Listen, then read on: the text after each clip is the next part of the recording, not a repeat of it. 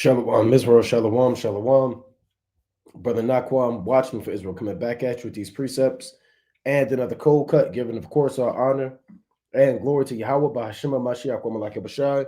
Double honors to the elect elders of the house of David that's been in this truth for decades and decades, patiently waiting and laboring for the second coming of our Lord, Hamashiach, Malaki Bashai.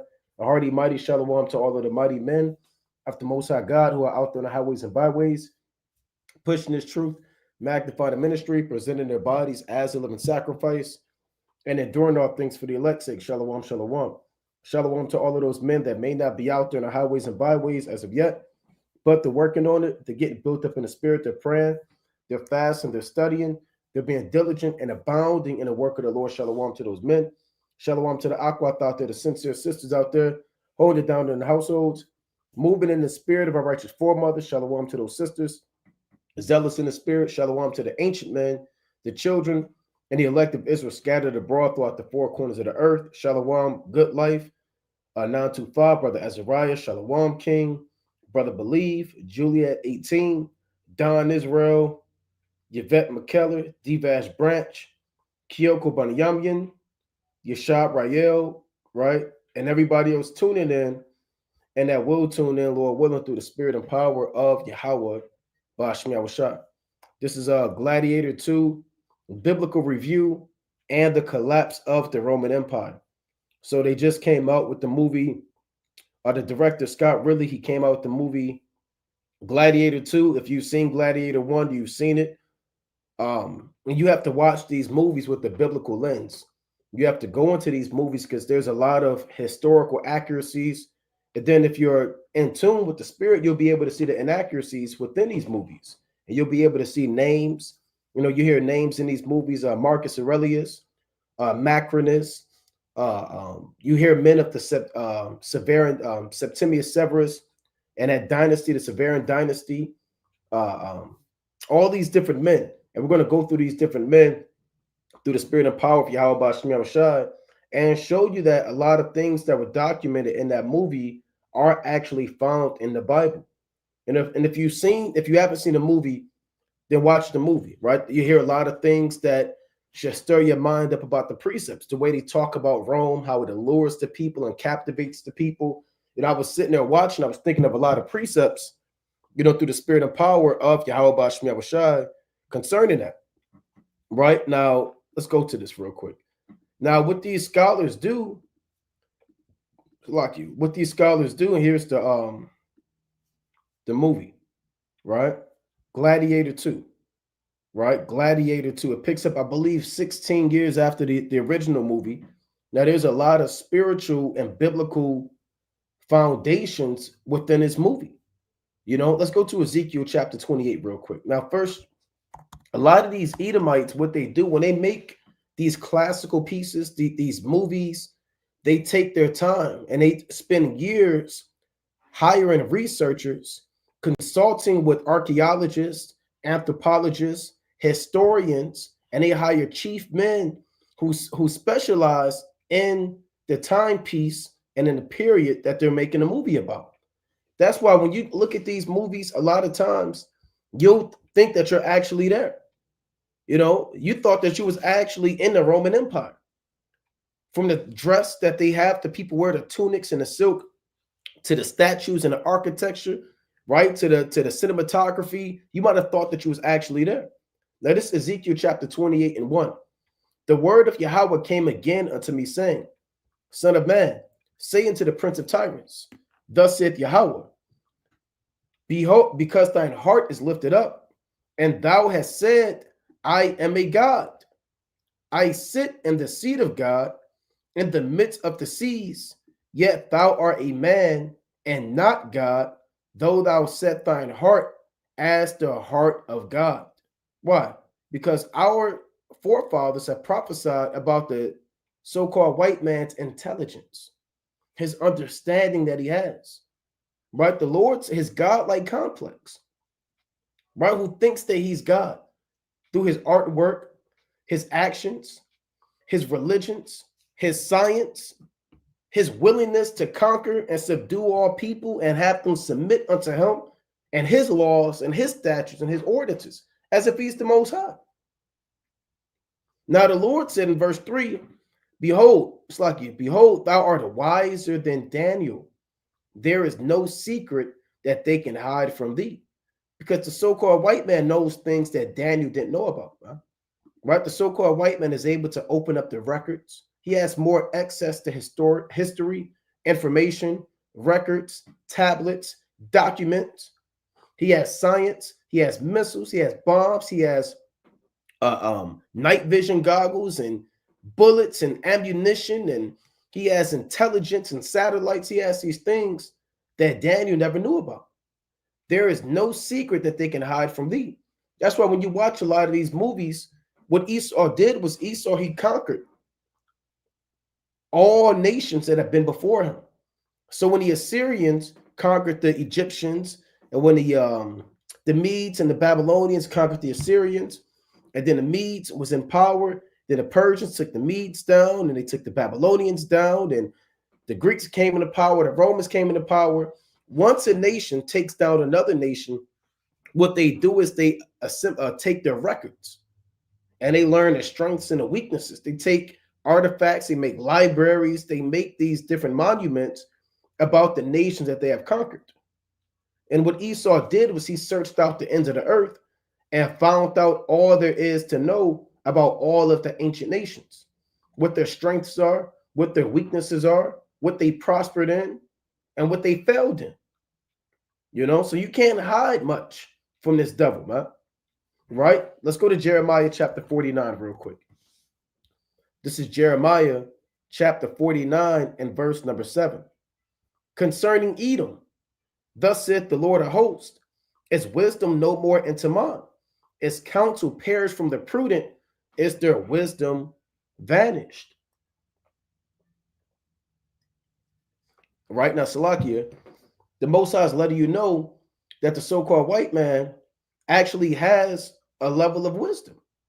Now, it may not seem like it the way he's destroying the earth. It may not seem like it the way that he's self-imploding financially and through his military, his overexpansion and lack of control.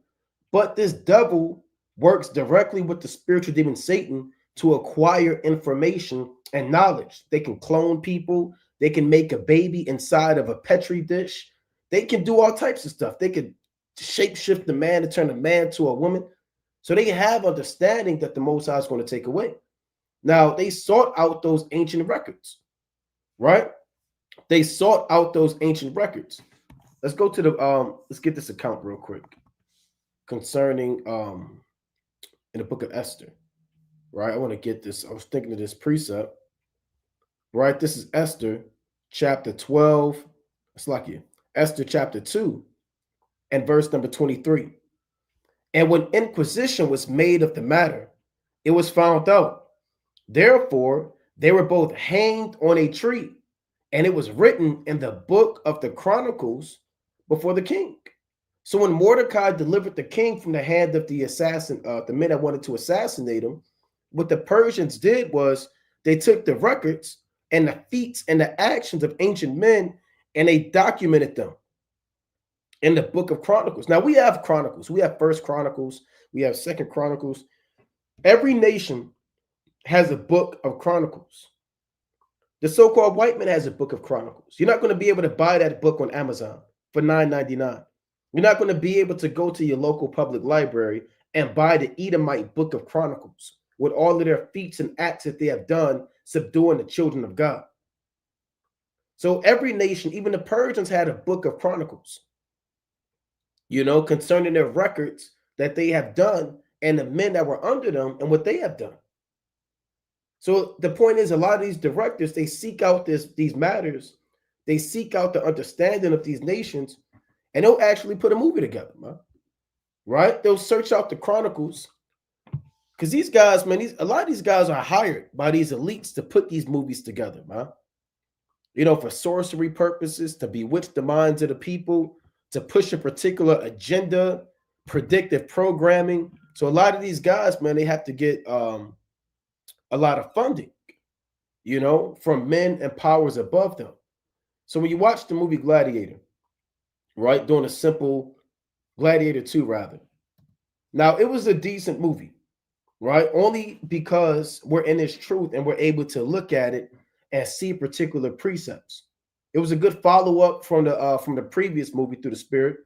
Now, there's the only flaw amongst many, I guess one of the many flaws rather, is the inaccuracies, right? The inaccuracies.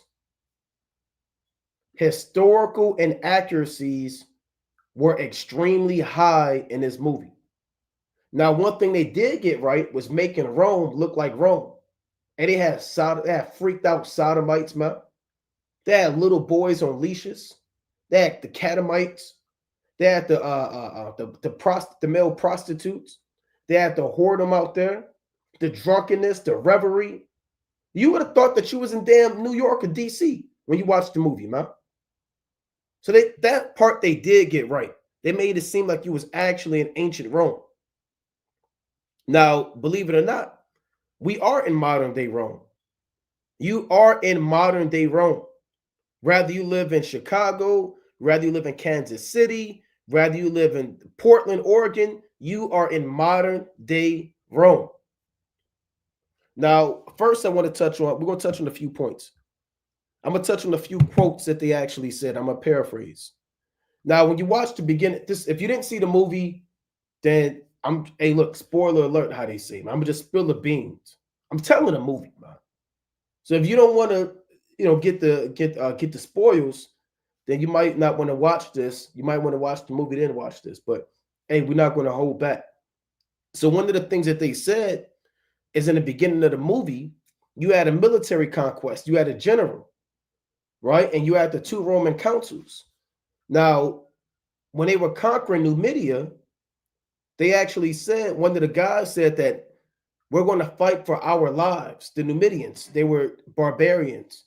And that's where the so-called Gladiator was from.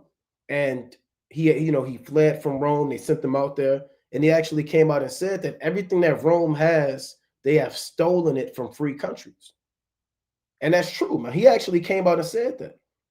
So when you look at the Roman Empire, right, in the movie, they actually came and they fought. The opening scene is them conquering Numidia. They went into the land of Ham and they conquered Numidia. There were many wars that the Roman Empire, this is a map of the Roman Empire during the time of Augustus. There were many wars that the Romans had with the Hamites that dwelt in the land of Ham. They fought against Carthage and the Punic Wars, and they fought against the Numidians. Now, in Numidia, they came out and said everything that Rome has, they conquered, and they stole it. Let's go to the book of First Maccabees. They came out and said that in the movie, right? So Esau put that in the script. They said, whatever the Romans have, and I'm paraphrasing, they conquered and they stole it from free countries, right? This is First Maccabees, chapter 8 and verse 1. Now Judas had heard of the fame of the Romans, that they were mighty and valiant men, and such as would lovingly accept all that joined themselves unto them, and made a league of amity with all that came unto them. Now, this is during the time before the Roman Empire. These Romans, this is the Roman Republic. Okay, the Roman Republic came or preceded the Roman Empire. And like we always go into, at first you had the Roman Kingdom, and then you had the Roman Republic, and then you had the Roman Empire. Right? Now, the only difference between the Roman Empire and the Roman Republic is the structure of their government. Now, the Romans, even though they transitioned from to an empire, this still remained true. They lovingly accepted all that joined themselves unto them. And that's how America is. When you watch that movie, there are so many similarities between America and Rome. Rome accepts everybody that bows down and submits unto them. That's why, again, one of their symbols is the what? The Roman fasci. Let's pull that back up again. Right? Or the fasces. So the Roman fasces represented the union of all provinces and subjects of Rome being one stick. But when they came together, they were strong. And the axe represents the war and the power that they have when they do come together. And that's how America is. You got the Edomites, you got the Moabites, you got the Israelites, you got the Japhites, you got all these nations. Salakia. I just thought of another part of the movie I want to touch on. You have all these nations coming together, right? And isn't the motto of America ad pluribus unum? Pull that up. What does that mean? Out of many, one. So America, they speak the same language in law and medicine and philosophy as the Romans, Latin. Ad pluribus unum is Latin, which was the official language of the Roman Empire. Ad pluribus unum is a Latin phrase that means out of many, one. Right? So that melting pot spirit. It is the official motto of the United States and appears on many U.S. currency and the Great Seal of the United States. The phrase represents the union between the states and the federal government. So that's their motto. In modern day America, ad pluribus unum, out of many, one. This is that symbol in Rome, right? This is that symbol in Rome. Let's pull up the Roman fasci again. Right, let's pull that back up. Out of many, one. You see that? And America has the Roman fasces. You see the eagle on top of it, which is the symbol of the Roman Empire. Let's type in, let's pull this up. Right, in America, because you see this in America as well. Right, let's pull this up. In the U.S. Capitol, they have what? In God we trust. And on the right and on the left, you see a Roman fasces. Now, this is in America. For those who don't know that you're in Rome, you can't get around this.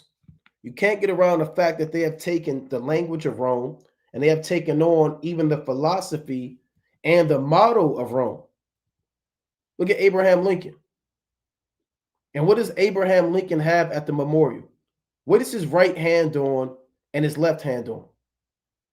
The Roman fasces. For all you Negroes that thought Abraham Lincoln was your God and he saved you and delivered you, he's a key figure of the modern, he's just another Roman Caesar, a key figure of the modern day beast. Right? And that's on the Lincoln Memorial. So when you're remembering Lincoln, you think that you're remembering him as a man that freed you from slavery, which he didn't do, just transferred you to these factories and steel mills and industrial plants. When you think of Abraham Lincoln, really the so-called white man, he put a plan in your face. He's making you remember him being your God and delivering you, but they remember him as a key figure of the Roman Empire. That's why he has the Roman fasces underneath his right and his left arm. Here's another one. This is at the National Park, from the National Park Service. Who's that? George Washington. And what does he have? The Roman fasces. So what Rome did was anybody that joined themselves unto them, they were part of those sticks that came together and they would accept them and made a league of amity with all that came unto them. First Maccabees 8:2.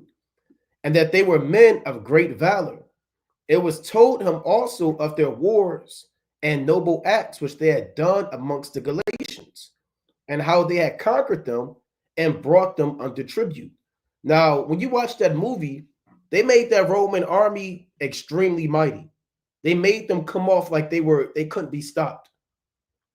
The technology that they had, the warships that they had, the military tactics and strategy that they had, they went, when they, in the beginning of the movie, when they took down the Numidians, they utterly destroyed them, man. They were no match. You can see that they were technologically advanced, mentally they were advanced, and they actually show you could feel that power that the Romans had when you watch that movie, you know?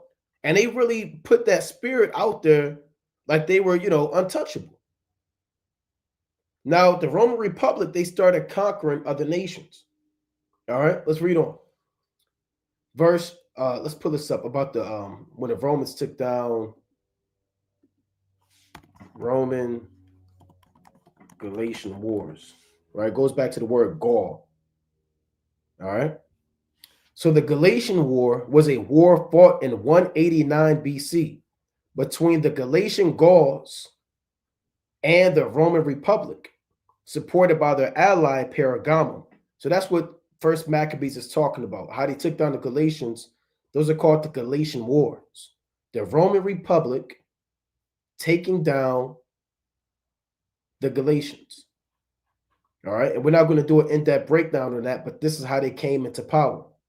This is how they came into power. They defeated Antiochus III, Antiochus Magnus. They were ready to take down Antiochus IV, and now they took down the Galatians. So it allowed them to conquer all of Asia Minor and take it out of the hand of the Seleucids.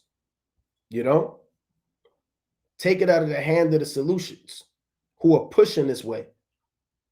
So that's the Galatian War that First Maccabees is making reference to. All right? First Maccabees 8:3. And what they had done in the country of Spain for the winning of the mines of this gold and silver, which was there.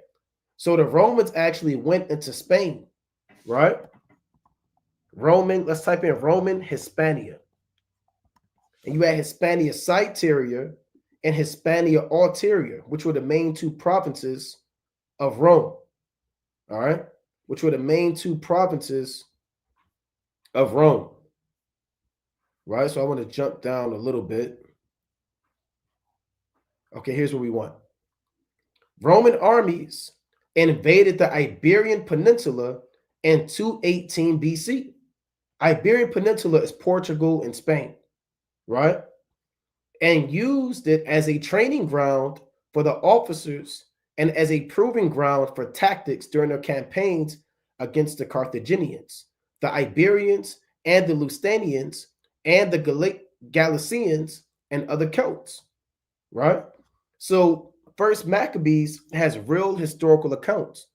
The Galatian Wars and the Roman conquest of Iberia, or the Iberian Peninsula. And they went into Spain and took it down. Right? They went into Spain and took it down. That's why when we break down the seven heads, Spain is one of the seven heads. And it really started in 218 BC. Now, let's go back to First Maccabees 8. So that's what this means in First Maccabees 8:3, when they took down Spain. Verse number 4. And that by their policy and patience, they had conquered all that place, though it were very far from them. And the kings also that came against them from the uttermost part of the earth, till they had discomfited them and given them a great overthrow, so that the rest did them tribute every year. So they were conquering every place. Now, in that movie, there was a quote made where the general, he came and he took down the Numidians, and he went back into Rome, and they did this procession for him, a parade, and in honor of his victory, they wanted to do games, right? Games and things of that nature. And they wanted him, he wanted to go and see his woman in the movie. Right, let me pull up the general. Like I said, this is all spoiling alert. Right, let's pull up the general. Gladiator, I can't think of his name off the top of the head. Acacius, that was his name. Right? Now, when you look up Acacius in the movie, there's no real Acacius. He's a fictional character, right? With a Medusa on his head. Meaning when you would look at him, you would get fear instilled in you. Now, he was killing people, man. I'll put it like that. They made this guy, and I believe this guy is it's from the tribe of Asher. Now he could be an Edomite, but I believe he's from the tribe of Asher, right? And I believe who's the guy that played him? Pedro Pascal, right? I believe he's an Asherite from the tribe of Naphtali. I believe he's from the tribe of Naphtali, right? Let me pull this guy up. We're not gonna. Okay, he's a Chilean and American actor. I didn't go too deep into it, but we know Argentina to Chile is from the tribe of Naphtali. Let's see if they go into his father real quick. Right, his paternal grandmother was in Spain. I don't see much about his father off the top of the head, right? Ferran Jose, right? He could have been an Israelite. We don't know, right? We don't know, right? We'll have to look more into that. But as of now, you know, we'll say the jury's out. How Elder Zabak says through the Spirit, the jury is out. But nevertheless, this guy he fought the wars. They did a procession for him. They made a parade for him and made this guy honorable. Now in the movie, this guy he wanted to go back and see his woman. He said, "I just want to see my woman." And they told him the two Roman consuls, the emperors rather, and we're going to touch on those men. They told him, "You can't go home yet. You have to conquer Persia, and you have to conquer India, right? The Parthians and all these people." Now, he told them he didn't want to keep going to war. In the movie, he said, "Look, man, we already conquered everybody. Why do we have to keep conquering people? We're doing too much." Now, he said that in the movie as an Edomite, as a Roman. Now, one of the things that came to my mind when I remember watching the movie is he said that the people need to eat. The Romans have to eat. If you go to too many wars, you spend too much money, you debase your currency, you overexpand your boundaries, Rome is going to fall and the people can't eat. And he summarized that in one statement. He said the Romans need to eat. And when you watch the movie, the two wicked emperors, what they said is the people can eat war. That's what they said. They can eat war. When I thought about that, I thought of a lot of precepts, man. How in the scriptures, it goes into Esau never being satisfied. He told his general, the Romans, yeah, they could eat bread, but guess what? We eat war. He told them they could eat war. You know? Now, let's go to the book of Habakkuk, the 2nd chapter. And that's the mind of Esau, man. That's the mind of Esau.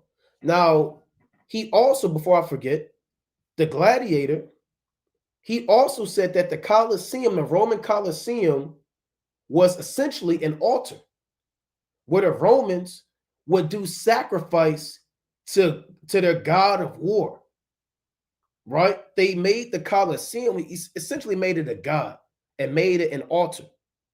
That's what they came out and said, right? And you can see that in the scriptures. The Colosseum is really like an altar, you know, where a sacrifice is made to appease the gods. So this is Habakkuk, those gods that they believe. Habakkuk, right, chapter 2 and verse number 5. It reads, "Yea, also, because he transgresseth by wine, he is a proud man, neither keepeth at home." So the Romans, they were taking down the Numidians. They took down Galatia. They went into Spain. The Roman Empire went into Britain. When you watch the movie, the doctor who took care of the gladiators, he said he had a woman from London, Londinium, which is the ancient name of London, in Britannia. So they went as far as Britain, you know? So they could never be satisfied. And he don't stay at home. The Romans didn't stay at home. When the Romans started, they took down the Samnites. They took down the Umbrians. They took down the Etruscans. They took down the Latin tribe, the Latins. You know, all the Japhetic nations that dwelt there. And they raped, robbed, and murdered them. Who enlargeth his desire as hell, and is as death, and cannot be satisfied. See that? But gathereth unto him all nations, and heapeth unto him all people. And the Romans, this fits America, which is Rome. The Romans couldn't be satisfied, man. Right? Look how much they conquered, man. Right? They had the Parthians they had to get down with in the east. But outside of that, you really couldn't go toe-to-toe with them, man. They conquered the known world. They conquered the known world. And they weren't done. They pushed towards Germania Minor, Germania Major, pushed into Britain, you know? They kept pushing and pushing. And eventually, that became their downfall. Same thing with America. America can't be satisfied. They wasn't satisfied with the 13 colonies. They wasn't satisfied with the Louisiana Purchase. They wasn't satisfied with the Spanish-American War. You would have thought after the end of the Spanish-American War, that was it.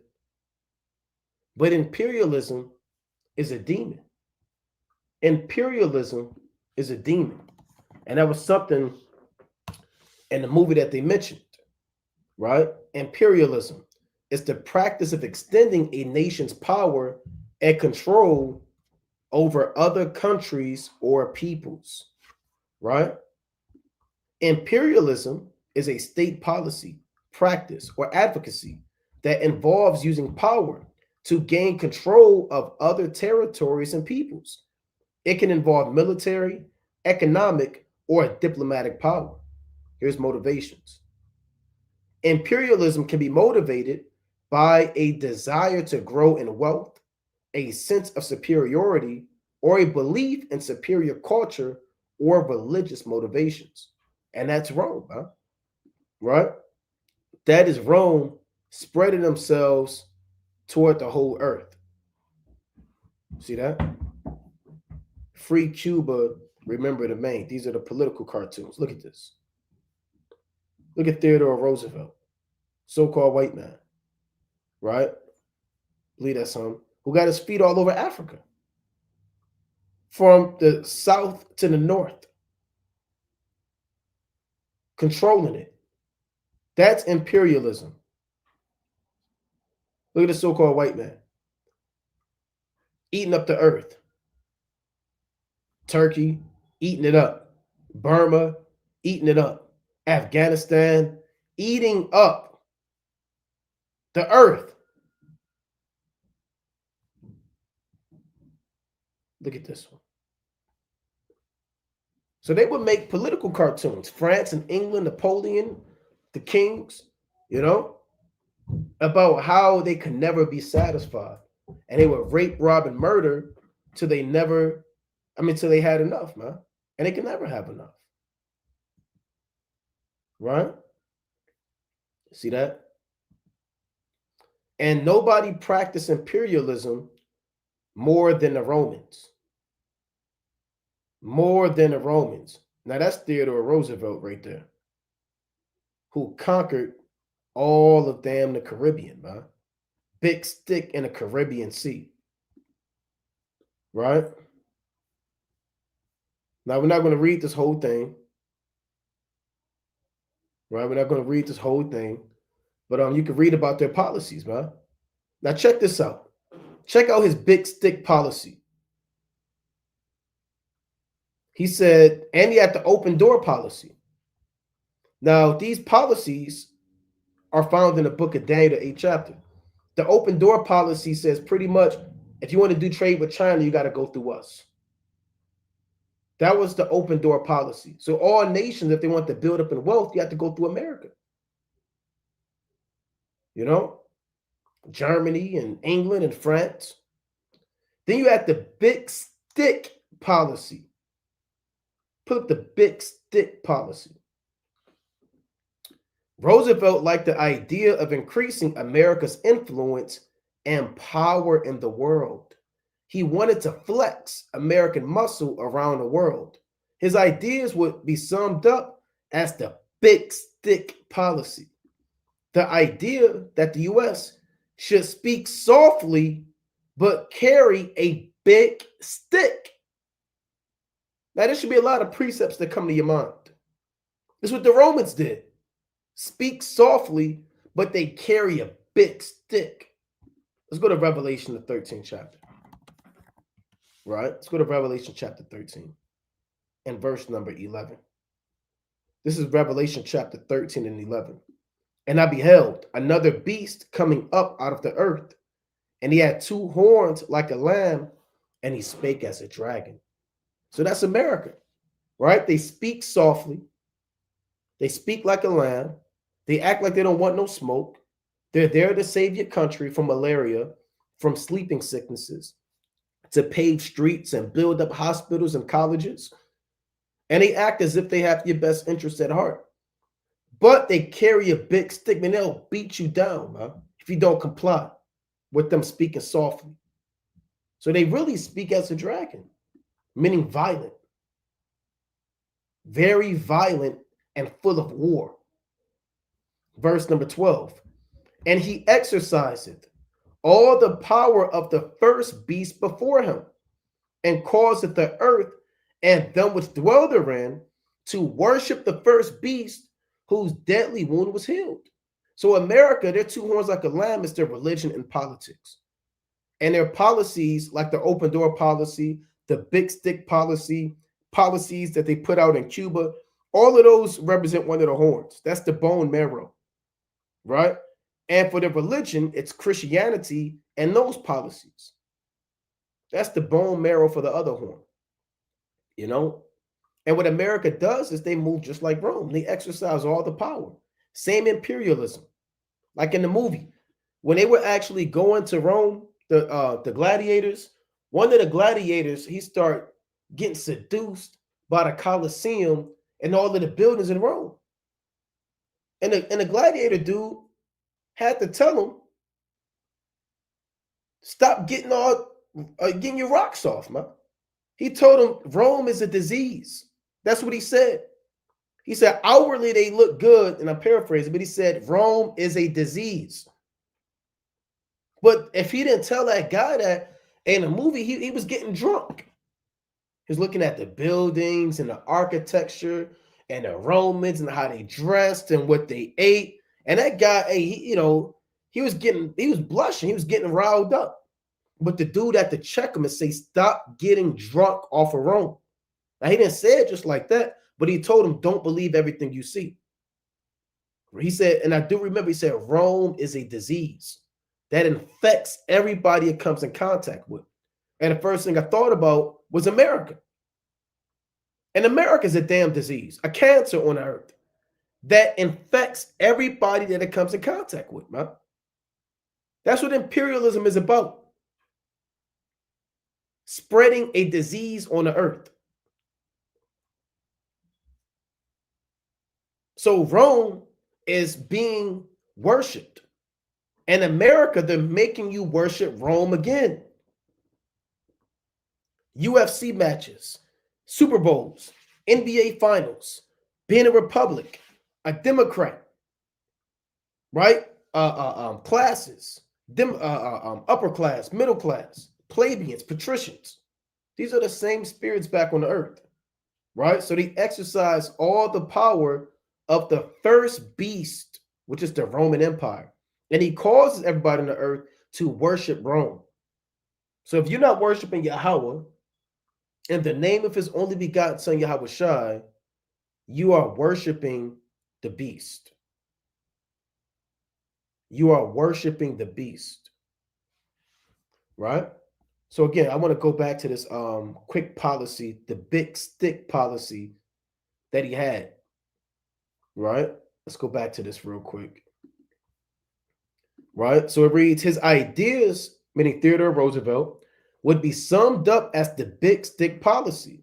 The idea that the United States should speak softly but carry a big stick. So that's Revelation 13 and 11.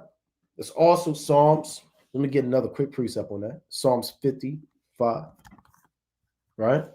Let's get that real quick. This is Psalms chapter 55 and verse 20. He hath put forth his hands against such as be at peace with him. He hath broken the covenant. So you could be minding your own damn business. Next thing you know, you see the Roman military coming to your land. You could be somewhere in Iraq, tending to your cattle, somewhere in Afghanistan, milking a damn goat. And next thing you know, you see helicopters of the American military, paratroopers, and soldiers walking up and down your neighborhood. And I knew it when I was in one of these plantations. I worked with an Edomite, and the Edomite said he went to Iraq, you know, and he said those people in Iraq, man, they hated those guys, man. They be throwing feces at them when they walk through the cities, man, cussing them out, throwing rocks at them, you know. So those guys hated those guys, man. Now, in the movie Gladiator, you see that Denzel, we're going to touch on Denzel's character too, right?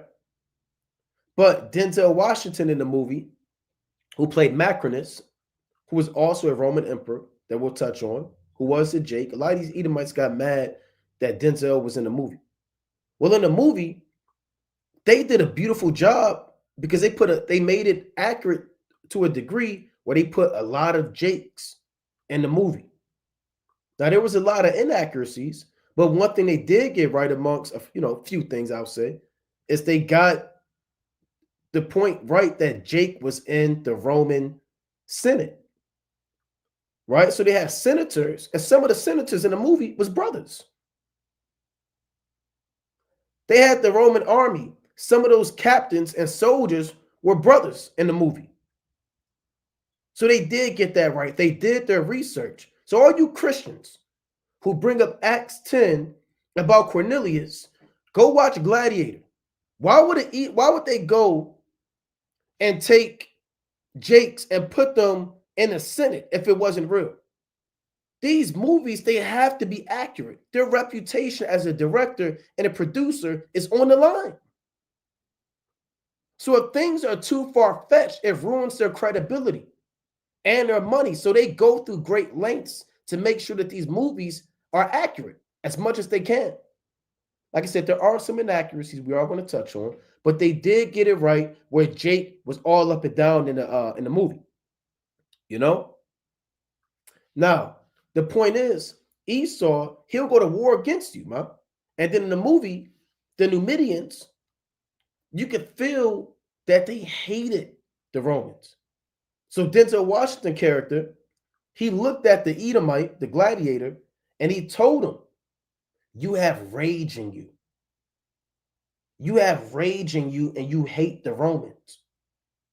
Because all they would do was go and rape, rob, and murder, man. Those Afghanistanians, the Chinese, the Iraqis, they call America the Great Satan. They're burning American flags. Psalms 55 and 21. The words of his mouth were smoother than butter, but war was in his heart. His words were softer than oil, yet they were drawn swords. And that's like that damn big stick policy. Speak softly, but carry a big stick. Right? And that's demonic, man. Right? That is absolutely demonic.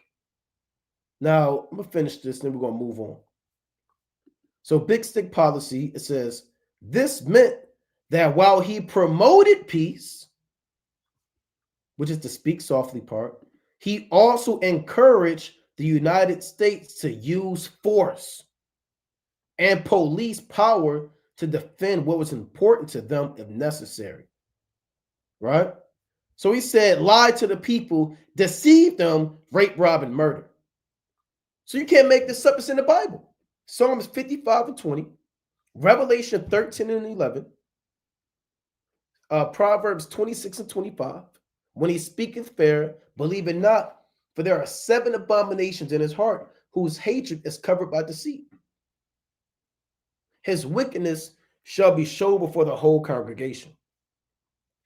So these are some of the policies that America had to speak as a lamb, or have two horns like a lamb, but speak as a dragon. Right? So here's another policy. Let's read this. It reads, if the United States had robust countries to trade with, then that would in turn help the United States economically. He developed what is remembered as dollar diplomacy, right? This policy stated that the United States would guarantee loans made to foreign countries to promote their development. So they would enslave them through the dollar. They would enslave them through the Federal Reserve, right? Loan them on interest. They can never pay it back. And now they're America's, Now America owns them. You want to build up your society?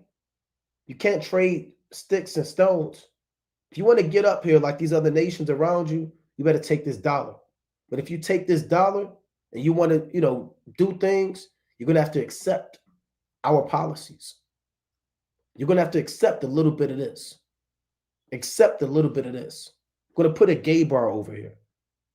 We're going to have a military base over here. Don't touch it. We're going to put an embassy over here.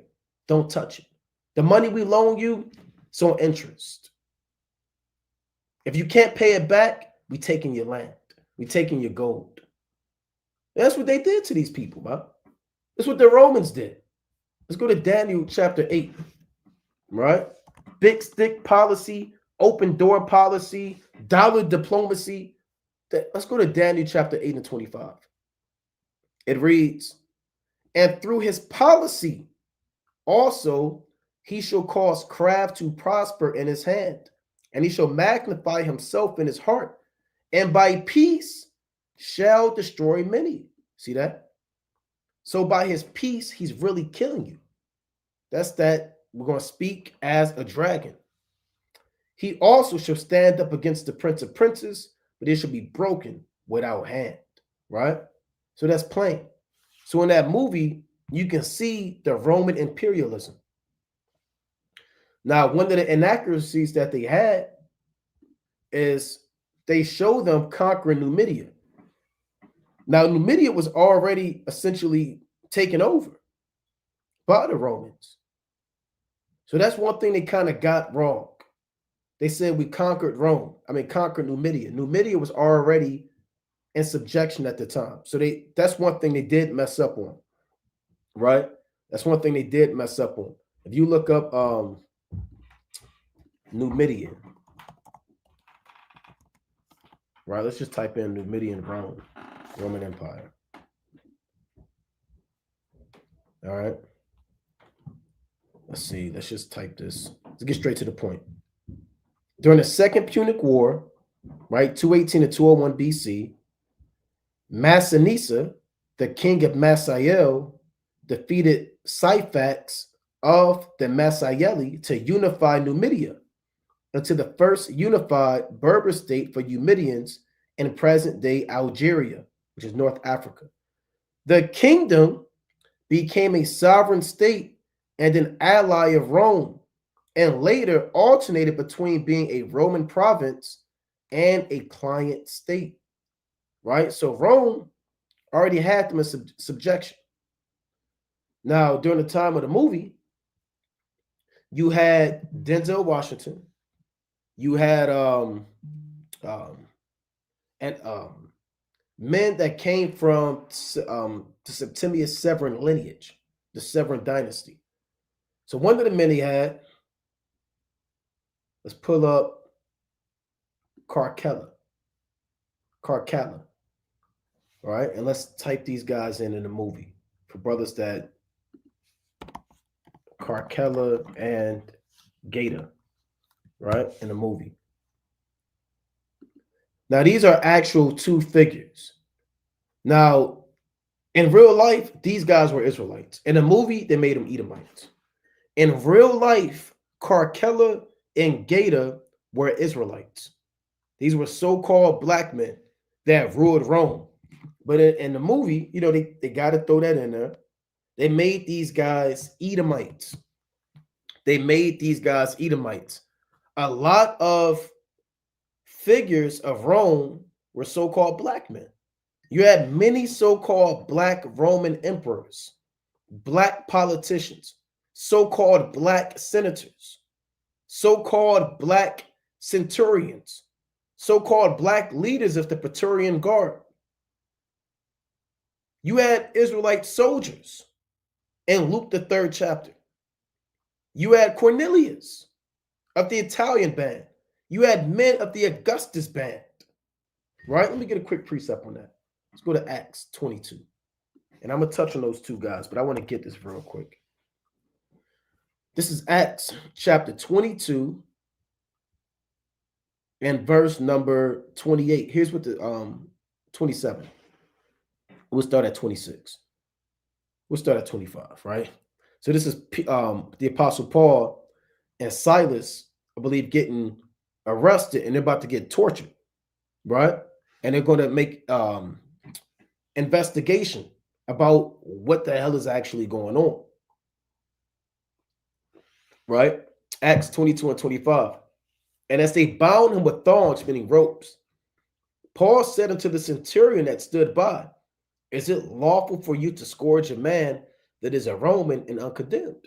So Paul, you got to know your rights to a certain degree, right? Your so-called rights that you so-called have, use them at your advantage if you can. Know the time and the place and when it's appropriate to use them. Paul is about to get tortured to death. In his mind, he said, look, man, I'm a Roman.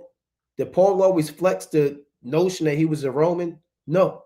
He was an Israelite by blood, but a Roman by citizenship.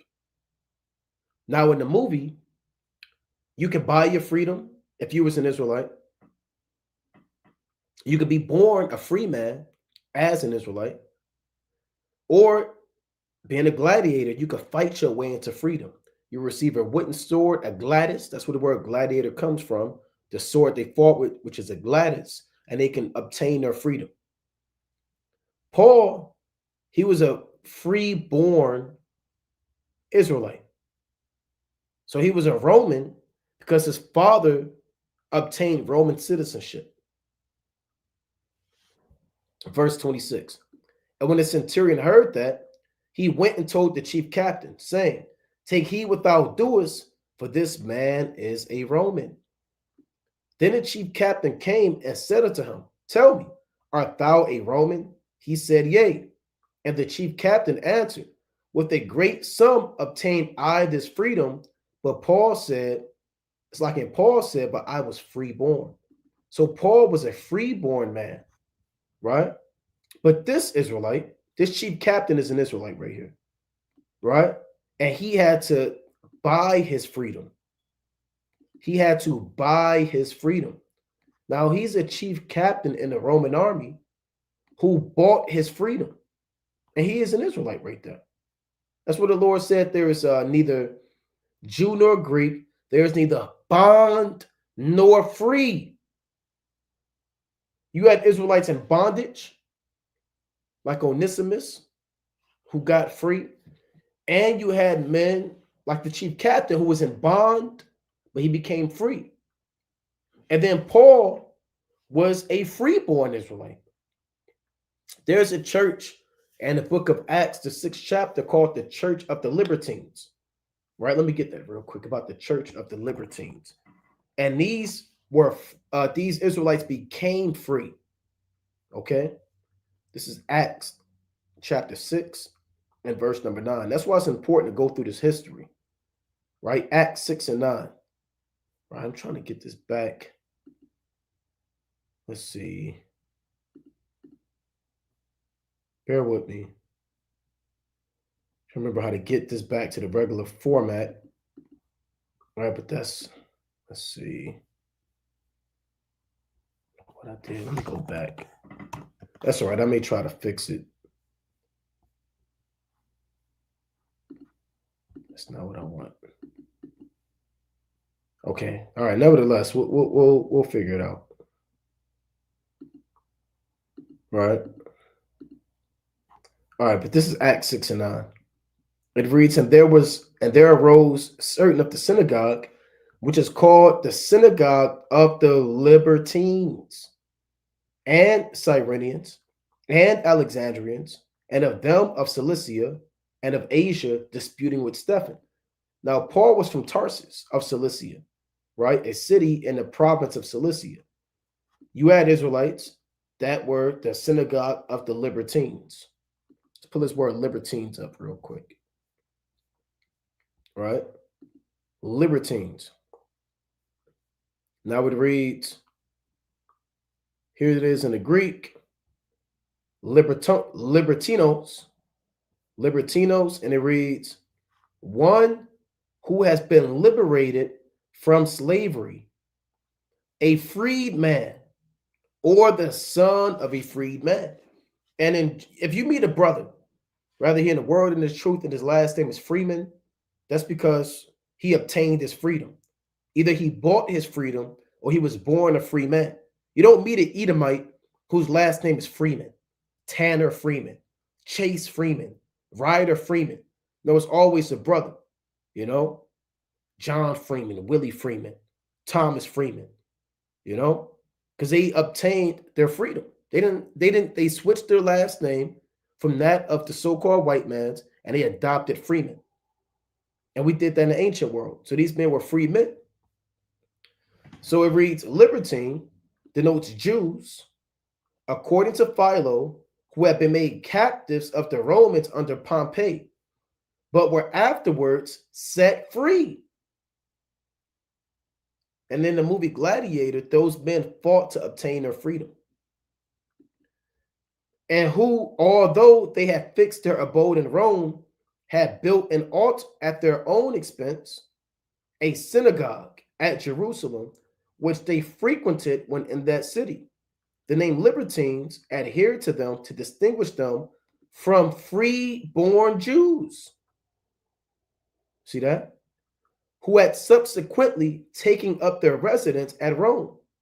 Evidence seems to have been discovered of the existence of a synagogue of the Libertines at Pompeii. So you can't get around that. So they were called the Libertines to separate them as men who were given freedom from free-born Israelites like Paul, right? You see that? So that's part of that history about how Jake was in slavery and Jake was in captivity. So you had in the movie, you had Roman captains, you had Roman centurions. In the movie, you had Roman emperors. Now they made him an Edomite again, right? They made him an Edomite. Let's go to Luke, 3rd chapter, quick precept about Israelite soldiers, so-called black men in positions in Rome. Luke chapter 3 and 14. And the soldiers likewise demanded of him, saying, and what shall we do? And he said unto them, do violence to no man, neither accuse any falsely, and be content with your wages. And these soldiers are Israelites because they were being baptized by John the Baptist. And they were being taught by John the Baptist. The publicans that came to him, they themselves also were Israelites, tax collectors. So don't be surprised, like a lot of people were mad that Denzel Washington had a role. What is a black man doing up there? Well, they don't understand the history of the Israelites and a relationship with the Roman Empire. Right? Now, there's this, see if I can find this. Right? Let me see if I can. I had this pulled up earlier, and I wanted to touch on it, and I may touch on it, and I may not, depending on the spirit, concerning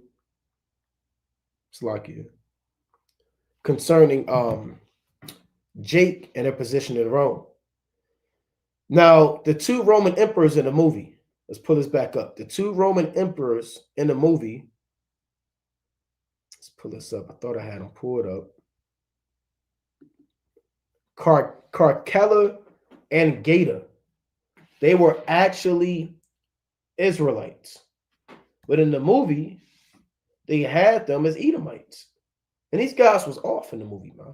And they were actually off in real life. Now they somewhat embellished their follies and their stupidity, but these guys were off in real life, man.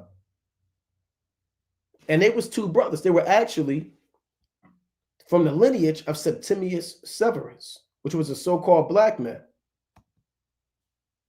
These guys was creeps in the movie,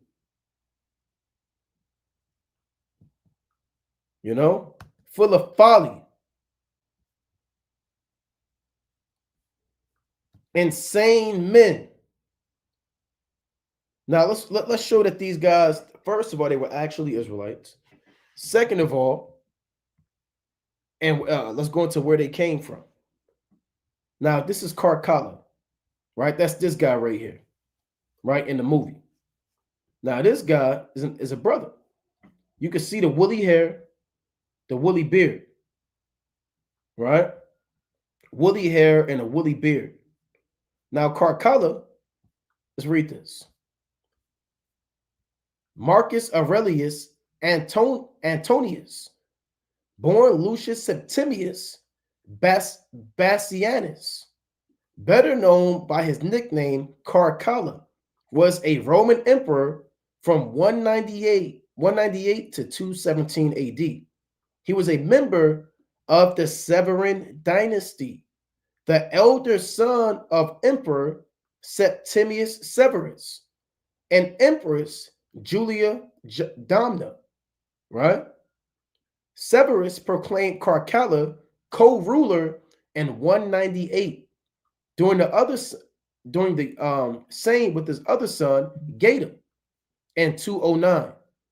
The two brothers briefly shared power after their father's death in 211, but Carcalla soon had Gata murdered by the Praetorian Guard. That's not how it happened in the movie, right? One brother actually killed his other brother. Gata actually killed Carcalla in the movie. Like I said, there are some inaccuracies in the movie, and became sole ruler of the Roman Empire. So this guy was an actual brother because he came from Septimius Severus, which was an Israelite, man. And that's common knowledge that Septimius Severus was a so-called black man, right? Now, a lot of people, they'll call him an African, right? But if you look up a picture of Septimius Severus, you'll find out that he was an Israelite, man. And he had contemporaries. Septimius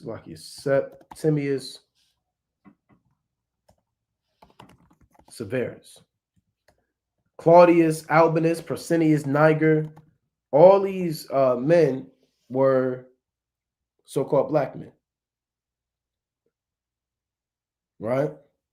Were so-called black men. Let's see if they got the painting, the picture. Look at this.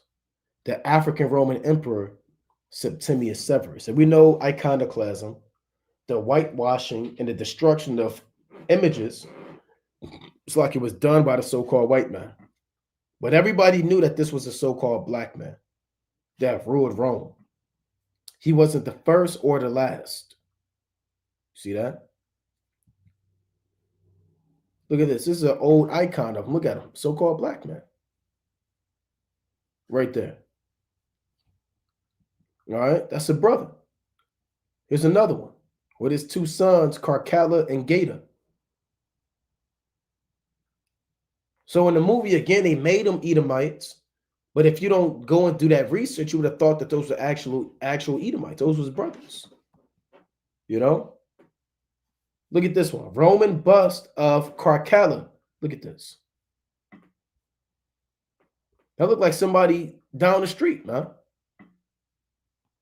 Woolly hair, big eyes, wide nose, thick lips, beard right there. Right? Let's see if I can get that. Another. See that? Burst of Carcalla wearing a pharaoh headdress. See that? So that's the brother that they have, but in the movie again, let's pull this up again. In the movie, they have him looking like this. This is a big difference. A huge difference. These are the lies of the so-called white man. Let's go to the book of Isaiah, chapter 25, about his iconoclasm and whitewashing of images. Isaiah chapter 25 and verse 7. And he will destroy in this mountain the face of the covering cast over all people, and the veil that is spread over all nations. And the face of covering represents the darkness that he put on every nation, right? Taking away their identities, removing the truths that come with the history, taking away their lands, giving them false identities, destroying the icons, whitewashing the images. That is the face of covering cast over all people. And that is the veil that is spread over all nations, right? So he put darkness on the earth, right? He put darkness on the earth. So that's Carcalla and his brother. Let's pull up his brother again. His brother was Gator, right? Let's pull this up. His brother was Gator. That was his brother right there. And these men were not fit to rule Rome. They were not fit to rule Rome. Their minds were bad. Their minds were bad. Right? Their minds were bad. And you can see that in the movie. Right? You see that in the movie. So again, that's one of the inaccuracies that they had. They made those guys Edomites, but Septimius Severus, the Severan dynasty, and a lot of those Roman generals were brothers. Those were brothers. You always, throughout these empires that conquered us, you always had brothers in high positions of power. Joseph being second in command in Egypt, Mordecai being second in command in Persia, Nehemiah being a cupbearer, Daniel being one of the presidents of the Babylonian Empire, Tobit being the top finance man of the Assyrians. You had these top men in captivity. Just like now you got brothers in high positions in the American government, in the military.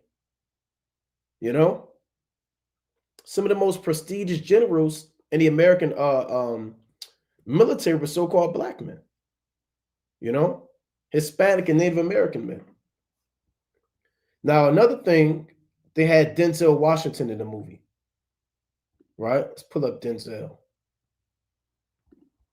right? Denzel Washington, Gladiator. Now, you had a lot of people mad about this, man, right? You had a lot of people mad about this. Why is Denzel in a movie? Who does he think he is? Well, I'm gonna tell you something, man. If you watch the movie, if Denzel wasn't in the movie would have been completely horrible. It would have. See, Jake brings salt to the movie. Denzel brought flavor to the movie, man. He took over the damn movie. They kind of had you rooting for damn Denzel, man. You know what actor is good when he's the bad guy and you start to root for the bad guy. You know, a lot of people, man, they was rooting for Denzel in the movie. Now, Denzel Washington played the bad guy. Right? He normally don't play a bad guy, man. In Training Day, he was a bad guy. Most of the movies, he's a good guy. I can't think of too many movies where he's just the bad guy. He's the villain. But he played the part of being the villain, right? Now, his role that he played was an actual Roman emperor, Macrinus, right? Let's go to the book of Daniel, the 7th chapter, right? About the Roman Empire. Let's go to Daniel chapter 7. This is Daniel chapter 7 and verse 7. So Macrinus was a Roman emperor. Here's Rome in the Bible, Daniel 7 and verse 7. After this I saw in the night visions, And behold, a fourth beast, dreadful and terrible, and strong exceedingly, and it had great iron teeth. It devoured and brake in pieces, and stamped the residue with the feet of it, and it was diverse from all the beasts that were before it, and it had 10 horns. So the Roman army, they were known as having great iron teeth, meaning a strong military. And they defeated the Greeks during the Roman Macedonian Wars. They defeated the people of it's like it is Seleucids, right? They defeated those men. Antiochus the third, Antiochus the fourth. They took down Hannibal and the Carthaginian wars. So they had great iron teeth. Verse number 8.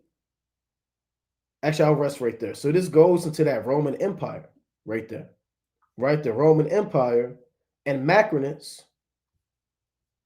who actually is the role that Denzel played, was an actual Roman Empire or emperor, right? So here's the brother right here, Macrinus, and he actually was a so-called black man. So there's a lot of, again, lies that the so-called white man put out there.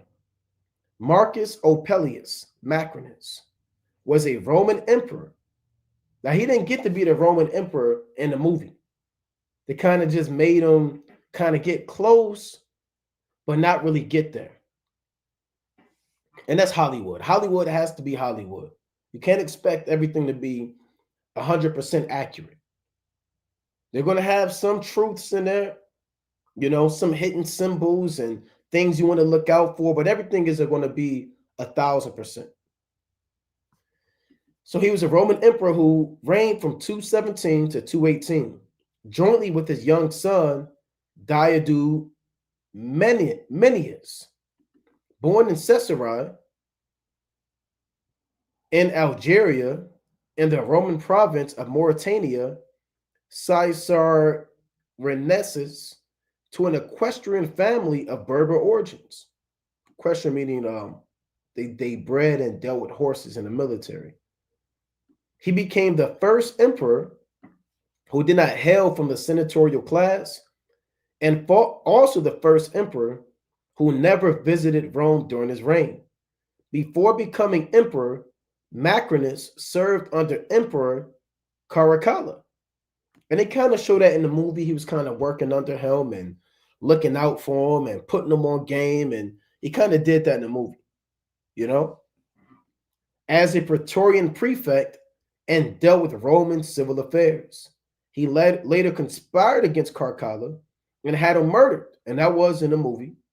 And he bid to protect his own life and succeeded Caracalla as emperor, right? So this is the brother that Denzel Washington actually played, right? His name is Macrinus, right? His name is actually Macrinus. Now, when you go into this guy, right? Let me see if I can go into this. I'm not going to read too much about this guy, right? But when you go into this, and in a movie, you often read about or hear about Marcus Aurelius. So you read about Marcus Aurelius, Macrinus, Caracalla, Gata, right? All of these are different men that actually lived. Now, another man that they had in the movie that they spoke about was Marcus Aurelius, right? Marcus Aurelius. Now, Marcus Aurelius, you can actually read about him in the Bible. Now, you don't read about him verbatim by name, but you read about him in 2nd Esdras, about Marcus Aurelius. And Marcus Aurelius, he was supposed to be in the first Gladiator too. Let's go to 2nd Esdras, right? Marcus Aurelius, 2nd Esdras, chapter 11. All right, let's go into this. Not going to read this whole chapter, but this is 2nd Esdras, chapter 11, and verse number, let's start at 13. We'll start at 12. 2nd Esdras 11 and 12. And I looked, and this is a vision of the Roman Empire. Now, Daniel saw this beast in Daniel, the 7th chapter, but the Lord didn't break everything down to Daniel. So he actually gave the detailed vision to Ezra. Daniel saw the Roman Empire, but it's expounded in detail to Ezra. So this second Ezra, chapter 11 and 12. And I looked, and behold, on the right side, there arose one feather and reigned over all the earth. So these first 12 feathers are the first 12 Roman emperors. One is Julius Caesar. He's the first feather. Verse number 13. And so it was that when it reigned, the end of it came. He was assassinated, right? And the place thereof appeared no more. So the next following stood up and reigned and had a great time. And that's Octavian or Augustus. And he actually reigned over 40 years. That's that great time. And it happened that when it reigned, the end of it came also, like as the first, so that it appeared no more. So Julius Caesar reigned, and then Octavian reigned. Verse number 15. Then came there a voice unto it and said, Hear thou that hast borne rule over the earth so long. This I say unto thee, before thou beginnest to appear no more. There shall none after thee attain unto thy time, neither unto the half thereof, because nobody ruled like Octavian ruled. He reigned over 40 years, right? Verse number 18. Then arose the third, that's Tiberius, and reigned as the other before, and appeared no more also. So you had Julius Caesar, Octavian, you had Tiberius. That was the third. Verse number 19. So went it with all the residue, one after the other, as that everyone reigned and then appeared no more. So Julius Caesar, Octavian, Tiberius, Caligula, Claudius, Nero, Galba, Otho, Vitellius, Vespasian, Titus, Domitian. Those are those first 12. And then you had more feathers that ruled, or not more feathers, but you had more men that ruled after that, outside of those 12 feathers. Verse number 20. Then I beheld, and lo, in process of time, the feathers that followed stood up upon the right side, that they might rule also. And some of them ruled, but within a while they appeared no more. Because you had some Roman emperors that came into the power after Domitian, after Nerva, but some of these guys didn't even get to rule like that, huh? Some of these guys was assassinated by the Praetorian Guard. Some of these Roman emperors were poisoned. Some of these guys committed suicide. Some of them got usurped from another man that was under them. So some of these guys, they ruled, but within a while, they appeared no more. Because you had so much back and forth emperors, man. There was a time when you had, I believe, about 4 to 5 emperors that ruled in the span of 1 year, 1 calendar year. And it tells you that in verse 21. For some of them were set up, but ruled not, because they got killed or assassinated or drowned or poisoned. After this I looked, and behold, the 12 feathers appeared no more, nor the 2 little feathers. So we covered the 12 feathers. Now the 2 little feathers, they immediately follow the first 12 feathers, right? Chronologically speaking. These 2 little feathers, they represent from Nerva all the way up until Romulus Augustus. Those are the 2 little feathers. From Nerva all the way to Romulus Augustus. Right? Now, let's pull up. Let's prove that. First, let's go to 2nd Ezra, the 12th chapter. Those first 2 feathers of the 8, now we're kind of getting a little deeper. Right? We're getting a little deeper. Now, those first 2 feathers are part of the 8 contrary feathers. And those first 2 feathers represent from Nerva to Romulus Augustus. Now, we're going to prove that. Right? And why are we going over that? Because Marcus Aurelius, that they went into, he was a Roman emperor, but he was a member of the Nerva Antonine dynasty. Okay? So you read about Nerva and the Antonine dynasty, and they ruled all the way up to around 192 AD. And then after that, you had more emperors, and then you had more emperors, and some came into power, some were killed, some were set up, some died, some were drowned, some were poisoned, some were set up, but they didn't rule. All the way up until Romulus Augustus, which was the last ruler of the Western Roman Empire in 476 AD. So let's prove that. Again, those two feathers, those represent from Nerva to Romulus Augustus, right before the Middle Ages began. They mark the end of the Western Roman Empire. Macrinus is involved in those two feathers. Marcus Aurelius, he's involved in those two feathers. Septimius Severus, he's involved in those two feathers. Caracalla, he's involved in those two feathers. Geta, he's involved in those two feathers, right? They're all involved in those two feathers in the Bible. Because Second Esdras, what it does, it captures the Roman Empire from Julius Caesar all the way up until these last days. That consists of Babylon the Great, NATO, right, and the EU. It covers all of that. It's not just the ancient Roman Empire. Right? When you read 2nd Esdras 11, 40 on down, it's impossible. 2nd Esdras 12 and 23, it's impossible for that to just be talking about the Roman Empire in its whole. Why? Because Daniel 7 doesn't just talk about the Roman Empire. Daniel 7 speaks about the little horn that took down Spain, England, and France. So if Daniel 7 is speaking about America, then 2nd Esdras 11 and 12 is also speaking about America in that chapter. When you get to a certain point, right? Now, Daniel, 2nd Esdras, chapter 12 and verse number 14.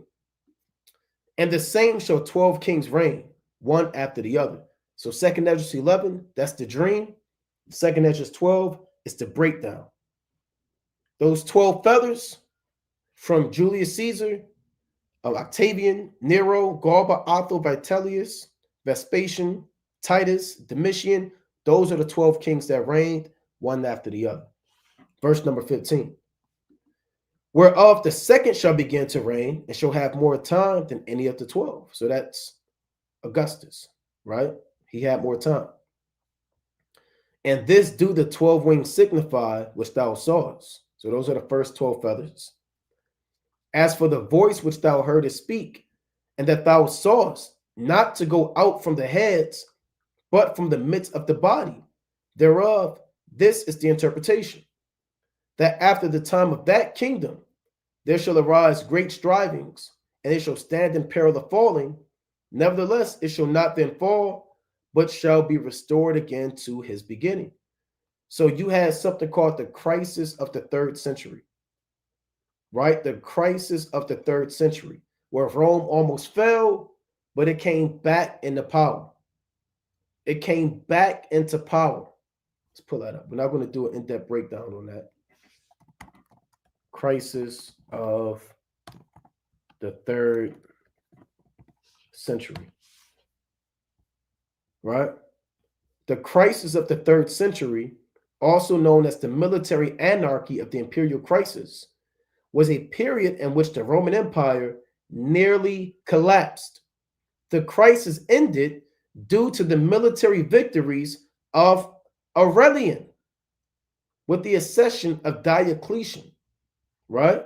So you had something called the crisis of the 3rd century, where the Roman Empire was almost done, right? And we've done in-depth breakdowns on this, and it was split, right? Now, when you go back to 2nd Esdras 12, that's what this is talking about, that there shall arise great strivings, and it shall stand in peril of falling. Nevertheless, it shall not then fall, but shall be restored again to its beginning. So Diocletian, he came and set the tetrarchy up, Augustus, Maximus, and the other two men, and they set that kingdom back up and they restored it to its beginning. Verse number 19. And whereas thou sawest the 8 small under feathers sticking to her wings, this is the interpretation, that in hell there shall arise 8 kings, whose time shall be but small, and their years swift. So you're going to have 8 kings or 8 smaller kingdoms that are going to be within this Roman Empire as a whole. Verse number 21. Here's the 2 feathers. We have to read all of that just to go to the 2 feathers. And 2 of them shall perish, the middle time approaching. 4 shall be kept until their end begin to approach, but 2 shall be kept to their end. So what is this saying? This eagle consists of 3 components. You have 1, which are the 12 feathers, the 12 first Caesars. Then you have 8 contrary feathers, which is from Nerva all the way expanding to the end times. Then you have 3 heads, which are the last 3 rulers, Edomite kingdoms on the earth today. Right? These are the last 3 Edomite kingdoms, NATO / the EU, Russia, and America. Those are the last 3 heads. But the first 2 feathers, they're going to perish right before the middle time begins. What is the middle time? The middle time is the Middle Ages. What is the Middle Ages? The Middle Ages is the fall of the Western Roman Empire. All right. Then Wisdom of Solomon. Let's go to Wisdom of Solomon, chapter 7, real quick. So the Lord is saying that 2 of the feathers are going to perish right before the Middle Ages begin. Right before the Middle Ages begin. That's how we know that those first 2 feathers come right after the 12 feathers. Like I said, we're getting a little deep. So from Nerva all the way to Romulus Augustus, because when Romulus Augustus was in power, the middle time was approaching. Wisdom of Solomon, chapter 7, and verse number, let's read 18. The beginning, ending, and midst of the times, the alterations of the turning of the sun, and the change of seasons. So Solomon knew the beginning, the end, and the midst of the times, meaning the middle time. He saw the Middle Ages. Let's type this in. What is the middle time? Middle time. See that? Middle time, also called the medieval era, or the Middle Ages, or the Dark Ages, began around 476 AD.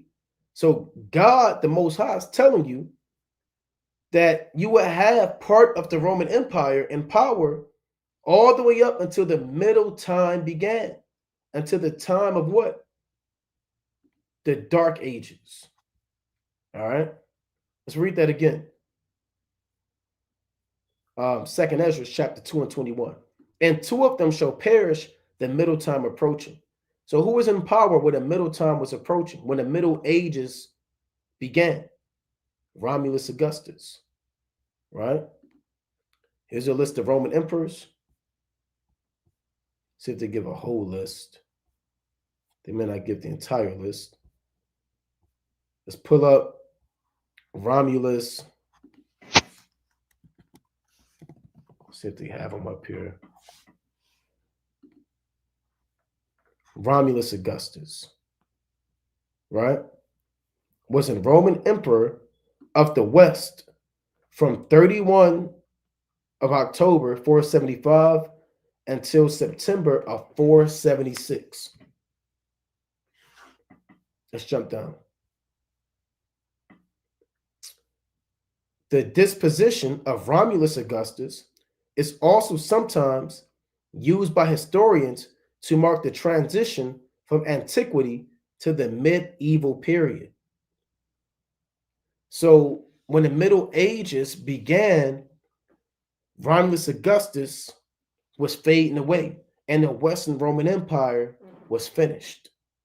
So in the movie Gladiator, you read about components of those two feathers.